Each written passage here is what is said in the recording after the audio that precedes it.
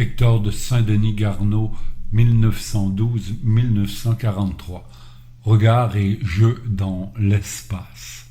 La Bibliothèque électronique du Québec, volume 8, version 1.5, mars 2002.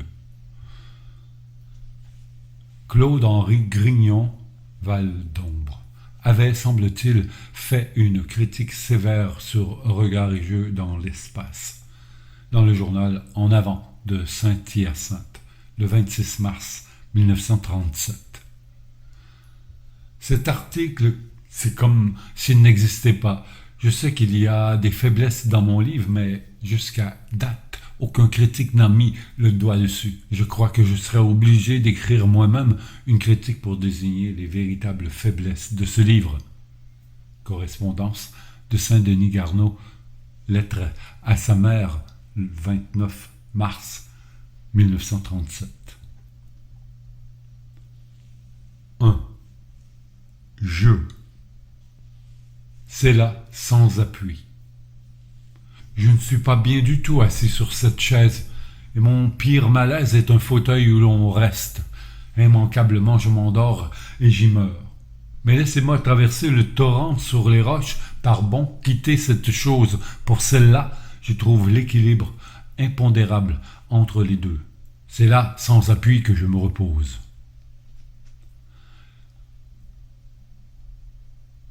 Le jeu. Ne me dérangez pas, je suis profondément occupé. Un enfant est en train de bâtir un village, c'est une ville, un comté, et qui sait, tantôt, l'univers. Il joue. Ces cubes de bois sont des maisons qu'il déplace et des châteaux. Cette planche fait signe d'un toit qui penche, ça n'est pas mal à voir. Ce n'est pas peu de savoir où va tourner la route de cartes. Cela pourrait changer complètement le cours de la rivière, à cause du pont qui fait un si beau mirage dans l'eau du tapis. C'est facile d'avoir un grand arbre et de mettre au-dessous une montagne pour qu'il soit en haut.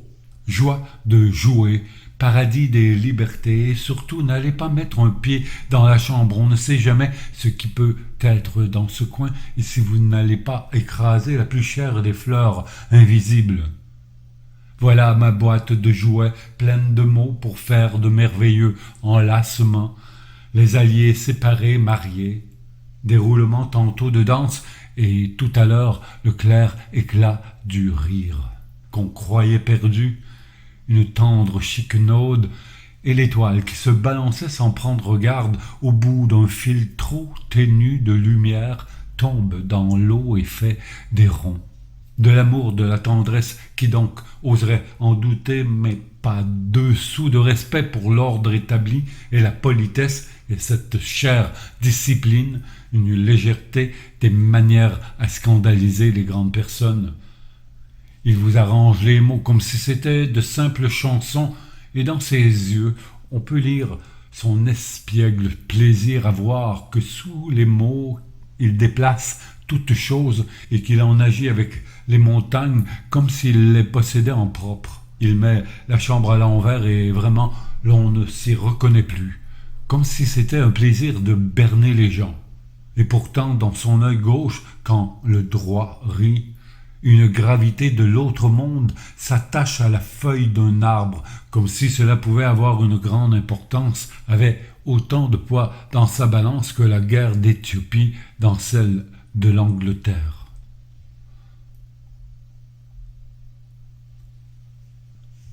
Nous ne sommes pas des comptables.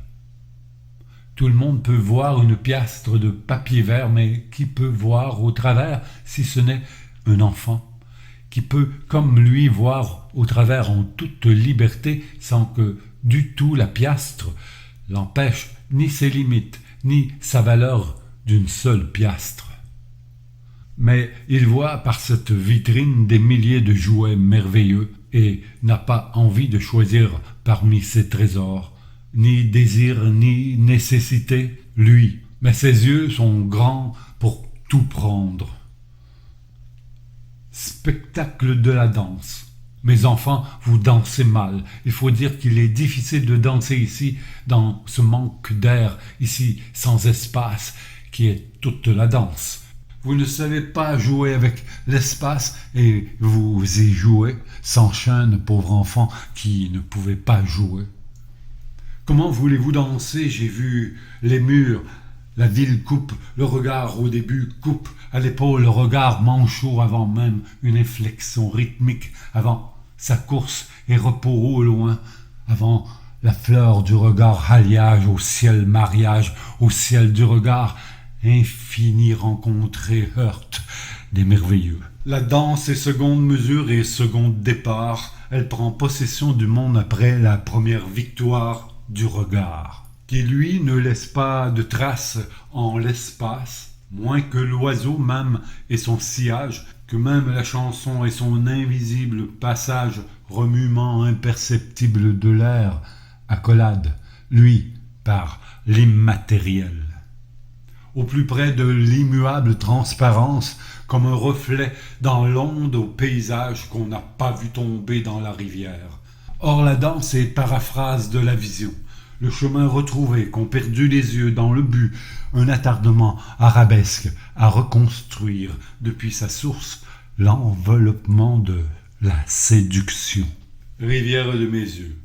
Ô mes yeux ce matin grands comme des rivières, ô l'onde de mes yeux prêts à tout refléter, et cette fraîcheur sous mes paupières extraordinaire, tout alentour des images que je vois. Comme un ruisseau rafraîchit l'île, et comme l'onde fluente entoure la baigneuse ensoleillée.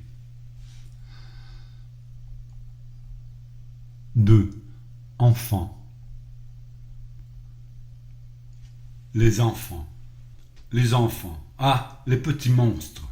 Ils vous ont sauté dessus comme ils grimpent après les trembles pour les fléchir et les faire pencher sur eux. Ils ont un piège avec une incroyable obstination. Ils ne vous ont pas laissé avant de vous avoir gagné. Alors, ils vous ont laissé, les perfides, vous ont abandonné, se sont enfuis en riant. Il y en a qui sont restés quand les autres sont partis jouer. Ils sont restés assis gravement. Il en est qui sont allés jusqu'au bout de la grande allée, leur rire s'est suspendu, pendant qu'ils se retournaient pour vous voir qui les regardiez. Un remords et un regret. Mais il n'était pas perdu, il a repris sa fusée qu'on entend courir en l'air, cependant qu'eux sont disparus quand l'allée a descendu. 2. Portrait. C'est un drôle d'enfant, c'est un oiseau, il n'est plus là. Il s'agit de le trouver, de le chercher quand il est là. Il s'agit de ne pas lui faire peur. C'est un oiseau, c'est un colimaçon. Il ne regarde que pour vous embrasser, autrement il ne sait pas quoi faire avec ses yeux, où les poser. Il les tracasse comme un paysan sa casquette. Il lui faut aller vers vous et quand il s'arrête, et s'il arrive, il n'est plus là. Alors, il faut le voir venir et l'aimer durant son voyage. 3. Esquisse en plein air. La voix des feuilles. La voix des feuilles, une chanson plus claire, un froissement de robe plus claire aux plus transparentes couleurs.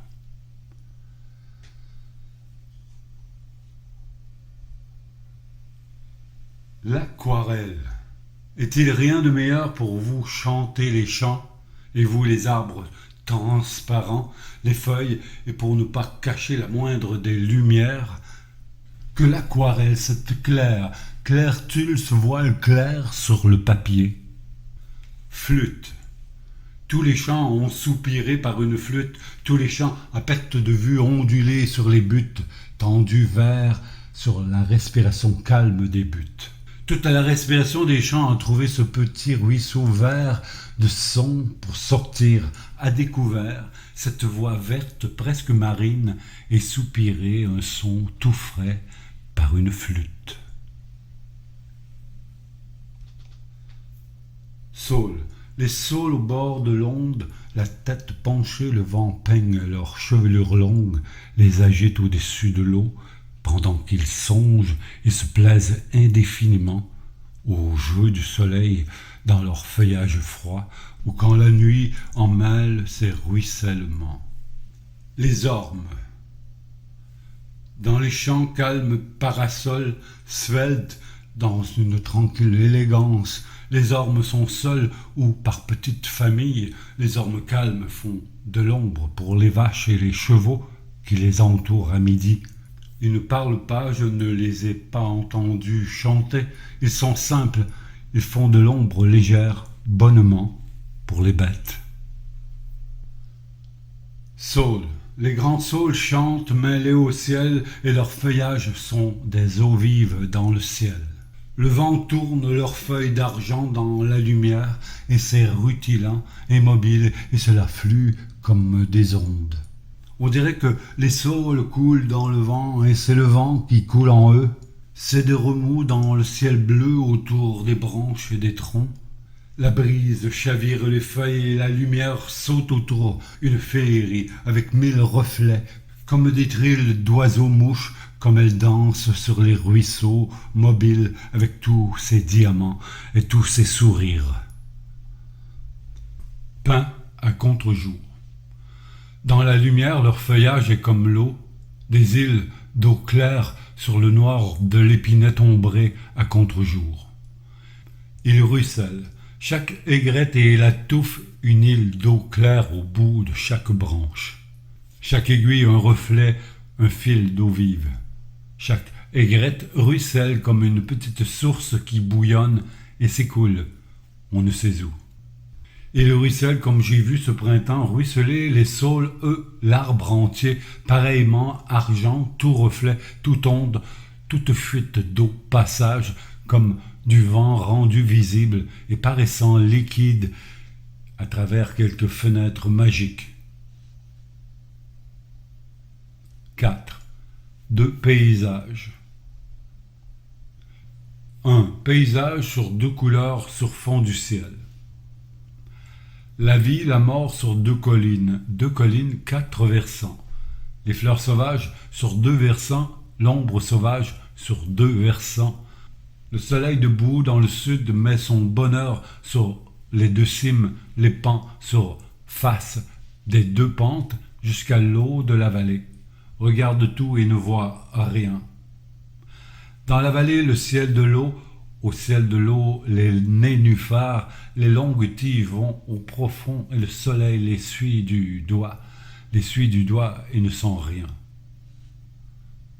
Sur l'eau bercée de nénuphars, sur l'eau piquée de nénuphars, sur l'eau percée de nénuphars et tenue de 100 000 tiges, porte le pied des 2 collines, un pied fleuri de fleurs sauvages, un pied rongé d'ombres sauvages. Et pour qui vogue en plein milieu, pour le poisson qui saute au milieu, voit une mouche tout au plus. Tendant les pentes vers le fond, plonge le front des 2 collines, un de fleurs fraîches dans la lumière, 20 ans de fleurs sur fond de ciel, un sans couleur ni de visage et sans comprendre et sans soleil, mais tout mangé d'ombres sauvages, tout composé d'absence noire, un trou d'oubli, ciel calme autour. 2.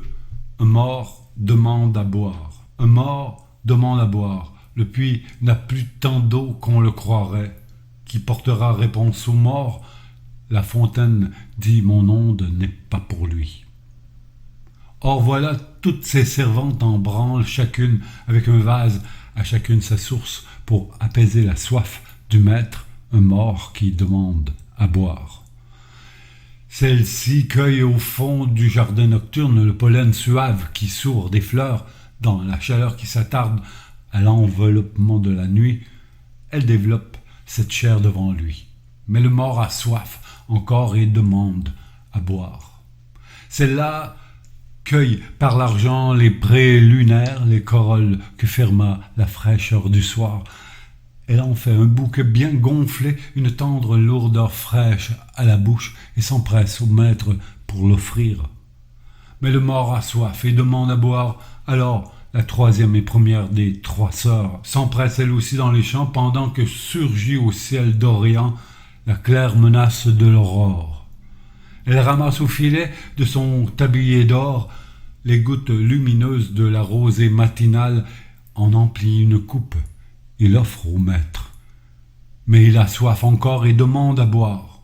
Alors le matin paraît dans sa gloire et répand comme un vent la lumière sur la vallée, et le mort pulvérisé, le mort percé de rayons comme une brume s'évapore et meurt, et son souvenir même a quitté la terre.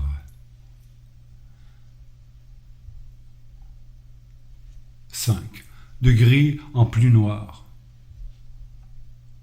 Spleen. Ah, quel voyage nous allons faire, mon âme et moi. Quel lent voyage. Et quel pays allons-nous voir, quel long pays, pays d'ennui. Ah, d'être assez fourbu le soir pour revenir sans plus rien voir et de mourir pendant la nuit, mort de moi, mort de notre ennui.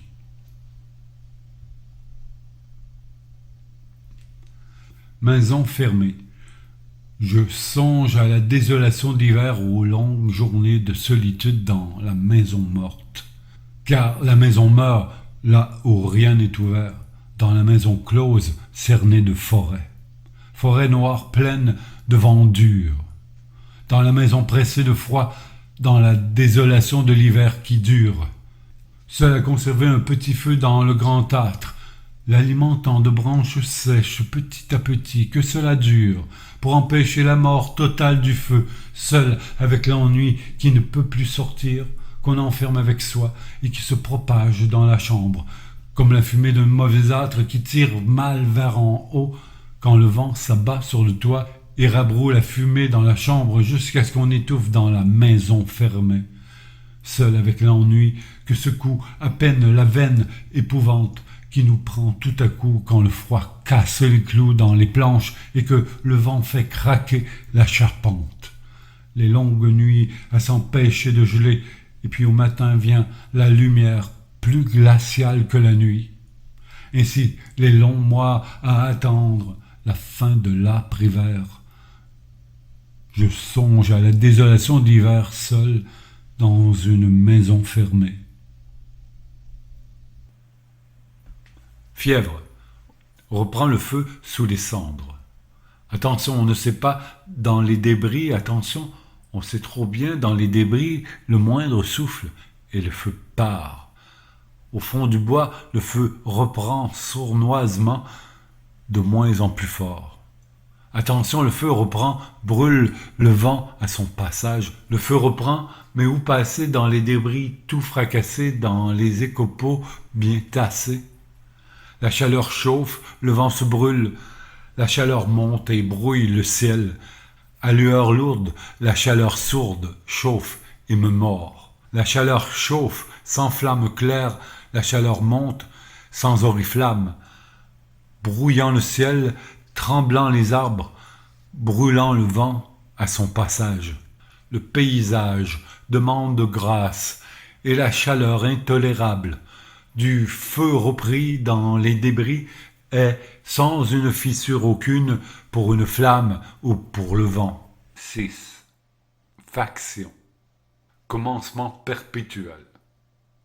Un homme d'un certain âge, plutôt jeune et plutôt vieux, portant des yeux préoccupés et des lunettes sans couleur, est assis au pied d'un mur, en face d'un mur. Il dit: je vais compter de 1 à 100. À 100, ce sera fini une bonne fois pour toutes. Je commence 1, 2 et le reste. Mais à 73, il ne sait plus bien. C'est comme quand on croyait compter les coups de minuit et qu'on arrive à 11. Il fait noir, comment savoir? On essaye de reconstruire avec les espaces, le rythme, mais quand est-ce que ça a commencé? Et l'on attend la prochaine heure. Il dit: allons, il faut en finir, recommençons une bonne fois, une fois pour toutes, de 1 à 100. 1. Autrefois, j'ai fait des poèmes qui contenaient tout le rayon du centre à la périphérie et au-delà. Comme s'il n'y avait pas de périphérie, mais le centre seul. Et comme si j'étais le soleil, alentour, l'espace illimité. C'est qu'on prend de l'élan à jaillir tout au long du rayon. c'est qu'on acquiert une prodigieuse vitesse de bolide. Quelle attraction centrale peut alors empêcher qu'on s'échappe? Quel dôme de firmament concave qu'on le perce quand on a cet élan pour éclater dans l'au-delà? Mais on apprend que la Terre n'est pas plate, mais une sphère, et que le centre n'est pas au milieu, mais au centre. Et l'on apprend la longueur du rayon, ce chemin trop parcouru, et l'on connaît bientôt la surface du globe, tout mesuré, inspecté, arpenté, vieux sentier tout battu. Alors, la pauvre tâche de pousser le périmètre à sa limite dans l'espoir, à la surface du globe, d'une fissure, dans l'espoir d'un éclatement des bornes par quoi retrouver libre l'air et la lumière.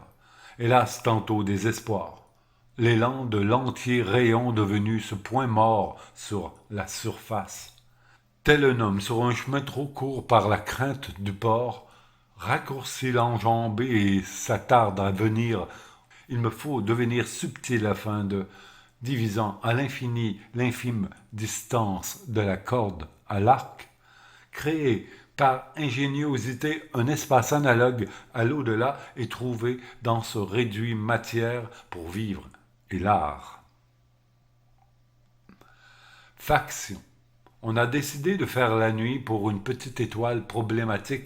A-t-on le droit de faire la nuit sur le monde et sur notre cœur pour une étincelle? Luira-t-elle dans le ciel immense désert? On a décidé de faire la nuit pour sa part, de lâcher la nuit sur la terre quand on sait ce que c'est, quelle bête c'est, quand on a connu quel désert elle fait à nos yeux sur son paysage.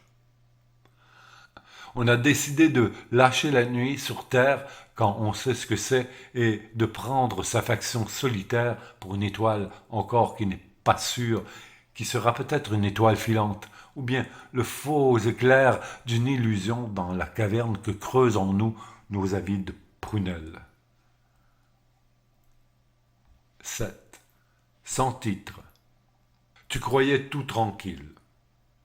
Tu croyais tout tranquille, tout apaisé, et tu pensais que cette mort était aisée. Mais non, tu sais bien que j'avais peur, que je n'osais faire un mouvement, ni rien entendre, ni rien dire, de peur de m'éveiller complètement, et je fermais les yeux obstinément comme un qui ne peut s'endormir. Je me bouchais les oreilles avec mon oreiller, et je tremblais que le sommeil ne s'en aille. Que je sentais déjà se retirer comme une porte ouverte, laisse aller la chaleur tendre et s'introduire dans la chambre, le froid qui vous secoue de votre assoupissement, vous fouette et vous rend conscient nettement comme l'acier. Et maintenant, les yeux ouverts, les yeux de chair trop grands ouverts, envahis, regardent passer les yeux, les bouches, les cheveux, cette lumière trop vibrante qui déchire à coups de rayon la pâleur du ciel de l'automne. Et mon regard part en chasse effrénément de cette splendeur qui s'en va, de la clarté qui s'échappe par la fissure du temps. L'automne, presque dépouillé de l'or mouvant des forêts, et puis ce couchant qui glisse au bord de l'horizon à me faire crier d'angoisse. Toutes ces choses qu'on m'enlève. J'écoute, douloureux, comme passe une onde, les chatoiements des voix et du vent, symphonie déjà perdue, déjà fondue en les frissons de l'air qui glisse vers hier. Les yeux, le cœur, les mains ouvertes, mains sous les yeux, ces doigts écartés qui n'ont jamais rien retenu et qui frémissent dans l'épouvante d'être vide. Maintenant, mon être en éveil est comme déroulé sur une grande étendue sans plus de refuge au sein de soi contre le mortel frisson des vents. Et mon cœur charnel est ouvert comme une plaie, d'où s'échappe au torrent du désir mon sang distribué aux 4 points cardinaux. Qu'est-ce qu'on peut? Qu'est-ce qu'on peut pour notre ami au loin là-bas à longueur de notre bras? Qu'est-ce qu'on peut pour notre ami qui souffre une douleur infinie? Qu'est-ce qu'on peut pour notre cœur qui se tourmente et se lamente? Qu'est-ce qu'on peut pour notre cœur qui nous quitte en voyage tout seul, que l'on regarde d'où l'on est comme un enfant qui part en mer de sur la falaise où on est, comme un enfant qu'un vaisseau prend, comme un bateau que prend la mer pour un voyage au bout du vent, pour un voyage en plein soleil, mais la mer sonne déjà sourd, et le ressac s'abat plus lourd, et le voyage est à l'orage, et lorsque toute la mer tonne et que le vent se lamente au cordage, le vaisseau n'est plus qu'une plainte, et l'enfant n'est plus qu'un tourment, et de la falaise où l'on est, notre regard est sur la mer, et nos bras sont à nos côtés comme des rames inutiles. Nos regards souffrent sur la mer comme de grandes mains de pitié. Deux pauvres mains qui ne font rien, qui savent tout et ne peuvent rien. Qu'est-ce qu'on peut pour notre cœur, enfant, en voyage tout seul, que la mer à nos yeux déchira? Petite fin du monde. Oh, oh, les oiseaux morts, les oiseaux, les colombes, nos mains. Qu'est-ce qu'elles ont eu qu'elles ne reconnaissent plus? On les a vues autrefois se rencontrer dans la pleine clarté, se balancer dans le ciel, se côtoyer avec tant de plaisir et se reconnaître dans une telle douceur. Qu'est-ce qu'elles ont maintenant quatre mains sans plus un chant que voici mortes, désertées? J'ai goûté à la fin du monde et ton visage a paru périr devant ce silence de quatre colombes devant la mort de ces quatre mains, tombées en rang côte à côte. Et l'on se demande, à ce deuil, quelle mort secrète, quel travail secret de la mort, par quelle voie intime dans notre ombre, où nos regards n'ont pas voulu descendre. La mort a mangé la vie aux oiseaux, a chassé le chant et rompu le vol à quatre colombes alignées sous nos yeux, de sorte qu'elles sont maintenant sans palpitation et sans rayonnement de l'âme. Accueil. Moi, ce n'est que pour vous aimer, pour vous voir, pour aimer vous voir. Moi, ce n'est pas pour vous parler, ce n'est pas pour des échanges, conversations. Ceci livré, cela retenu pour ces compromissions de nos dons. C'est pour savoir que vous êtes, pour aimer que vous soyez. Moi, ce n'est pas pour vous aimer que je vous accueille dans la vallée spacieuse de mon recueillement, où vous marchez seul et sans moi, libre complètement. Dieu sait que vous serez inattentive, et de tous les côtés au soleil et de tout entière en votre fleur, sans une hypocrisie en votre jeu.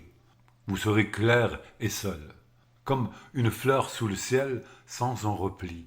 Et moi, je suis seul à mon tour autour de la vallée, je suis la colline attentive autour de la vallée où la gazelle de votre grâce évoluera dans la confiance et la clarté de l'air.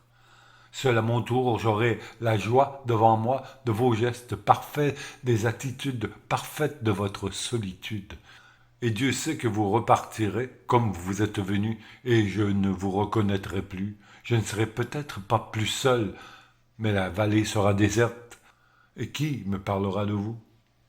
Cage d'oiseau. Je suis une cage d'oiseau, une cage d'os avec un oiseau. L'oiseau, dans ma cage d'os, c'est la mort qui fait son nid. Lorsque rien n'arrive, on entend froisser ses ailes. Et quand on en rit beaucoup, si l'on cesse tout à coup, on l'entend qui roucoule au fond comme un grelot. C'est un oiseau tenu captif, la mort dans ma cage d'os. Voudrait-il s'envoler? Est-ce vous qui le retiendrez? Est-ce moi? Qu'est-ce que c'est? Il ne pourra s'en aller qu'après avoir tout mangé, mon cœur, la source du sang avec la vie dedans.